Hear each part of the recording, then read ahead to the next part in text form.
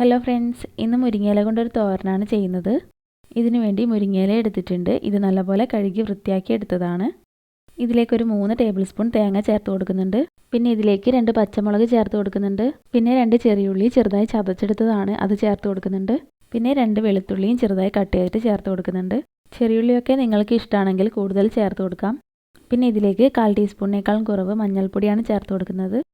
മഞ്ഞൾപ്പൊടി അധികം ചേർത്ത് കൊടുക്കരുത്, അപ്പോൾ ഇതിൻ്റെ കളറൊക്കെ മാറിപ്പോവും. പിന്നെ ഇതിലേക്ക് ആവശ്യത്തിന് ഉപ്പും ചേർത്തിട്ട് നല്ലപോലെ ഒന്ന് മിക്സ് ചെയ്തെടുക്കണം. ഞാനിവിടെ നല്ലപോലെ മിക്സ് ചെയ്തെടുത്തിട്ടുണ്ട്. പിന്നെ ഒരു പാൻ അടുപ്പിൽ വെച്ച് ഇതിലേക്ക് 1 ടേബിൾ സ്പൂൺ വെളിച്ചെണ്ണ ചേർത്ത് കൊടുത്തിട്ടുണ്ട്. എണ്ണയൊന്ന് ചൂടായി വരുമ്പോൾ കടുക് ചേർത്തൊന്ന് പൊട്ടിച്ചെടുക്കണം. കുറച്ച് കറിവേപ്പിലയും ചേർത്ത് കൊടുക്കുന്നുണ്ട്. പിന്നെ ഇതിലേക്ക് മിക്സ് ചെയ്ത് വെച്ച മുരിങ്ങയില ചേർത്ത് കൊടുക്കണം. എന്നിട്ടിത് നല്ലപോലെ ഒന്ന് വഴറ്റിയെടുക്കണം. ഇതിൽ ഞാൻ വെള്ളമൊന്നും ചേർത്ത് കൊടുക്കുന്നില്ല.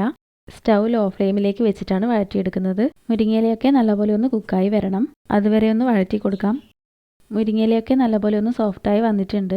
ഒന്നുകൂടെ നല്ലപോലെ ഒന്ന് വഴറ്റിയെടുക്കണം. ഇത് നല്ലപോലെ കുക്കായി വന്നിട്ടുണ്ട്. ഇനി സ്റ്റൗ ഓഫ് ചെയ്ത് കൊടുക്കാം.